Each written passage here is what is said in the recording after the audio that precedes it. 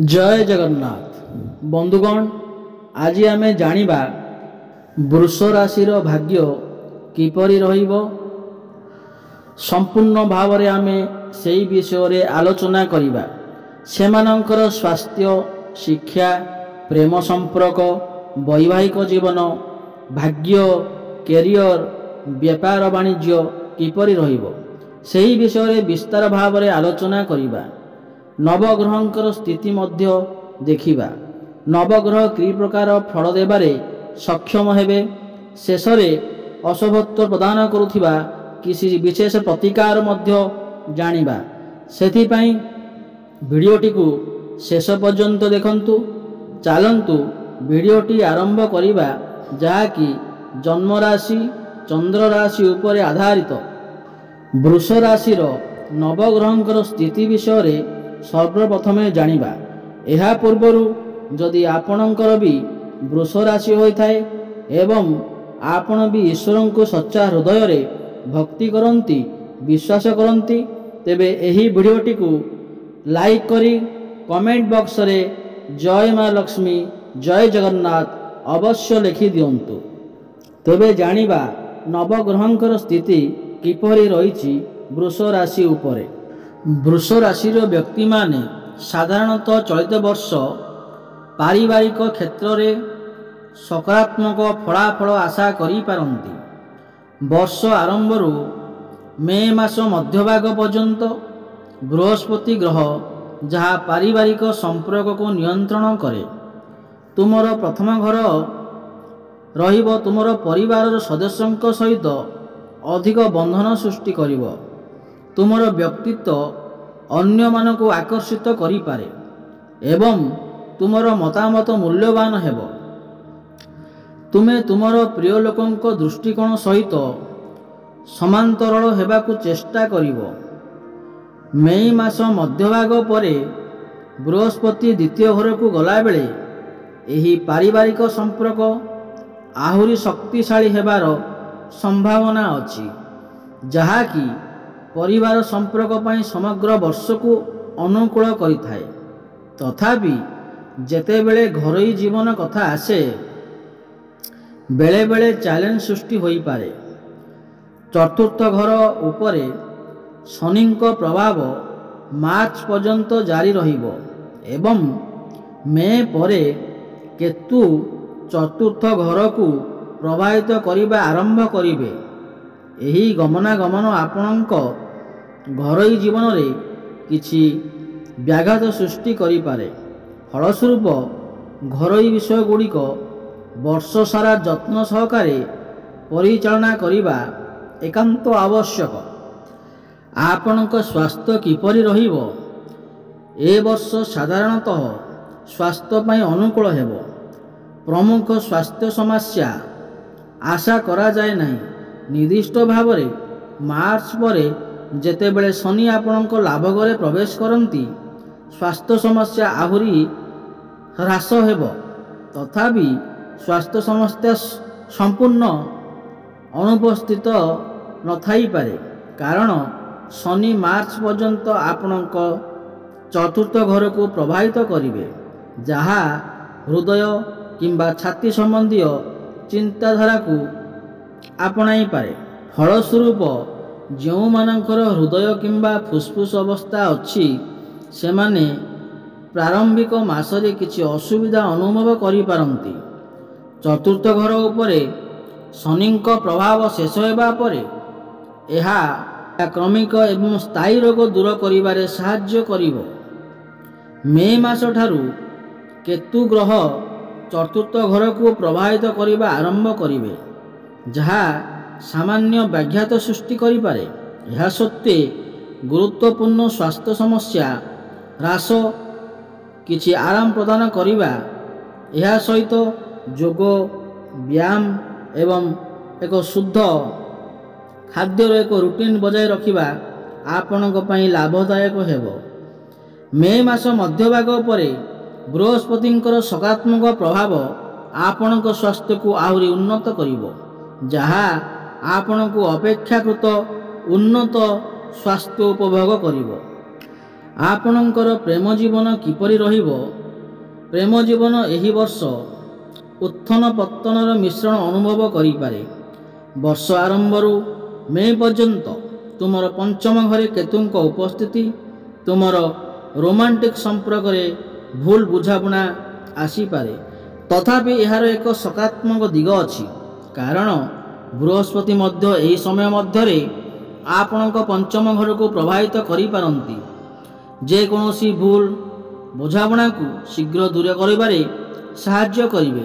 ତେଣୁ ଯେତେବେଳେ ତୁମେ ତୁମର ପ୍ରେମ ଜୀବନରେ କିଛି ଚ୍ୟାଲେଞ୍ଜର ସାମ୍ନା କରିପାରିବ, ସେଗୁଡ଼ିକ ଶୀଘ୍ର ସମାଧାନ ହେବାର ସମ୍ଭାବନା ଅଛି।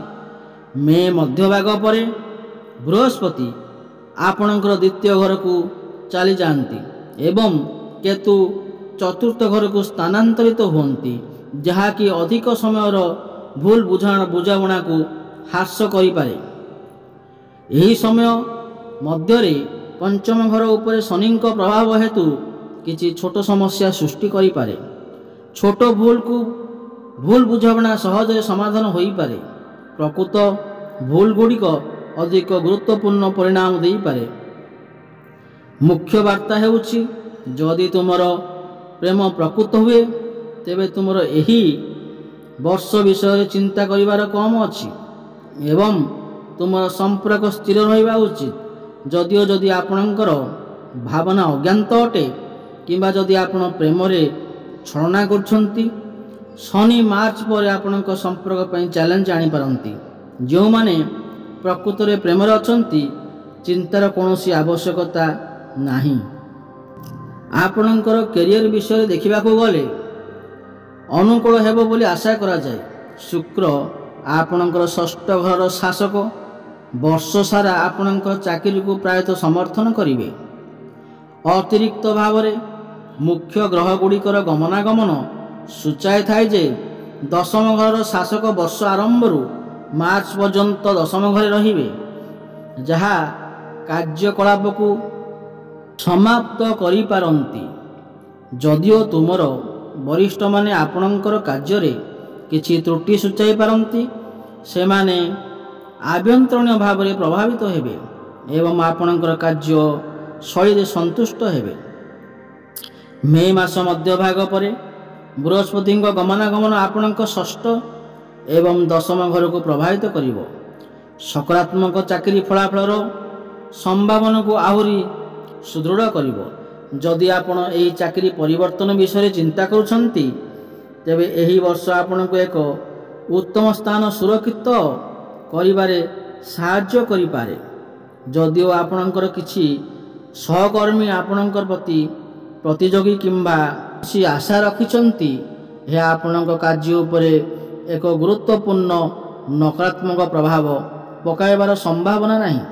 ତୁମର ଉଦ୍ୟମକୁ ଆଧାର କରି ତୁମର କ୍ୟାରିୟରରେ ଭଲ ଫଳାଫଳ ହାସଲ କରିବା ଜାରି ରହିବ। ଆର୍ଥିକ ଦୃଷ୍ଟିରୁ ଅନୁକୂଳ ହେବ ବୋଲି ଆଶା କରାଯାଏ। ବର୍ଷ ଆରମ୍ଭରୁ ମେ ମଧ୍ୟଭାଗ ପର୍ଯ୍ୟନ୍ତ ତୁମର ଲାଭ ଘରର ଶାସକ ପ୍ରଥମ ଘରେ ରହିବେ, ଏକ ସକାରାତ୍ମକ ସଂଯୋଗ ସୃଷ୍ଟି କରିବେ, ଯାହା ଲାଭ ସୃଷ୍ଟି ପାଇଁ ଲାଭଦାୟକ ଅଟେ। ଏହି ଶ୍ରେଣୀ ବର୍ଦ୍ଧତା ସୂଚିତ କରେ ଯେ ଏହି ଅବଧି ମଧ୍ୟରେ ଆପଣ ଆପଣଙ୍କର ଉଦ୍ୟମ ଅନୁପାତରେ ଭଲ ରୋଜଗାର କରି ଆପଣଙ୍କର ଆର୍ଥିକ ସ୍ଥିତିକୁ ମଜବୁତ କରିବାରେ ସମର୍ଥ ହେବେ। ମେର ମଧ୍ୟଭାଗ ପରେ ଲାଭ ଘରର ଶାସକ ଧନ ଘରକୁ ସ୍ଥାନାନ୍ତରିତ ହେବେ, ଯାହା କେବଳ ଆପଣଙ୍କର ଆୟକୁ ବଢ଼ାଇବ ନାହିଁ, ବରଂ ଯଥେଷ୍ଟ ସଞ୍ଚୟ କରିବା କ୍ଷମତାକୁ ମଧ୍ୟ ବଢ଼ାଇ ପାରିବେ। ବୃଷ ରାଶି, ଏହି ବର୍ଷ ଆପଣଙ୍କ ପାଇଁ ଆୟର କୌଣସି ଅସୁବିଧାର ସମ୍ମୁଖୀନ ନାହିଁ। ଫଳସ୍ୱରୂପ ଧନ ଗୃହର ଶାସକ ବୁଧବାର ସାଧାରଣତଃ ବର୍ଷ ସାରା ସହାୟତା କରିବେ। ଫଳସ୍ୱରୂପ ବୃଷ ରାଶି ବ୍ୟକ୍ତି ବିଶେଷଙ୍କ ପାଇଁ ଆର୍ଥିକ ପ୍ରସଙ୍ଗରେ ପ୍ରାୟତଃ ଅନୁକୂଳ ରହିପାରେ, ଯାହା ଆପଣଙ୍କୁ ଏହି ବର୍ଷ ମଧ୍ୟରେ ଏକ ସୁଦୃଢ଼ ଆର୍ଥିକ ସ୍ଥିତି ବଜାୟ ରଖିବାକୁ ସକ୍ଷମ କରିପାରିବ। ବ୍ୟବସାୟୀଙ୍କ ବିଷୟରେ କହିବାକୁ ଗଲେ ଏହି ବର୍ଷ ଆପଣଙ୍କର ଭାଗ୍ୟ କିଛି ମାତ୍ରାରେ ଭିନ୍ନ ହେବ। ଆପଣ ବହୁତ ପରିଶ୍ରମ କରିବେ ଏବଂ ଫଳସ୍ୱରୂପ ଆପଣଙ୍କର ଏହି ବର୍ଷ ଆପଣଙ୍କର ସଫଳ ମାର୍ଗରେ ଗତି କରିବ। ମାର୍ଚ୍ଚ ପରେ ଶନି ଆପଣଙ୍କର ଦ୍ୱାଦଶ ଘରେ ପ୍ରବେଶ କରିବେ, ଯାହା ଏହି ଚିହ୍ନରେ କିଛି ବ୍ୟକ୍ତିଙ୍କ ପାଇଁ ସମସ୍ୟା ହୋଇପାରେ। ଏହା ସତ୍ତ୍ୱେ ଏହି ବର୍ଷ ଏକ ସଂକେତ ଅଧୀନରେ ଥିବା ବ୍ୟକ୍ତିଙ୍କ ପାଇଁ ଶୁଭ ଫଳ ଆଣିପାରେ। ଯେଉଁମାନେ ନିଜ ଜନ୍ମସ୍ଥାନ କିମ୍ବା ଘରଠାରୁ ବହୁ ଦୂରରେ ବ୍ୟବସାୟ କରୁଛନ୍ତି, ତାଙ୍କ ପାଇଁ ବହୁତ ଆଶାପୂର୍ବକ ସଫଳ ହେବାର ସମ୍ଭାବନା ରହୁଅଛି। ଆପଣଙ୍କର ମିଥୁନ ରାଶିରେ ବୃହସ୍ପତି ଗମନାଗମନ ହେତୁ ଏହା ଆପଣଙ୍କ ରାଶିର ଦ୍ୱିତୀୟ ଘରେ ପ୍ରବେଶ କରିବେ। ବୃହସ୍ପତିର ଗମନାଗମନ ପ୍ରଭାବ ହେତୁ ଆପଣଙ୍କର ବକ୍ତବ୍ୟ ତୀବ୍ର ହେବ।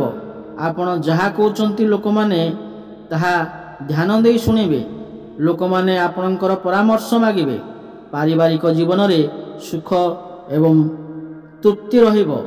ଯଦିଓ ଟଙ୍କା ସଞ୍ଚୟ କରିବାରେ କିଛି ଅସୁବିଧା ହୋଇପାରେ, ତେବେ ବି ଆପଣଙ୍କ ପାଇଁ ଏହାର କୌଣସି ସମାଧାନ ଏବଂ ସମ୍ମୁଖୀନ ହେବାର ଆବଶ୍ୟକତା ନାହିଁ।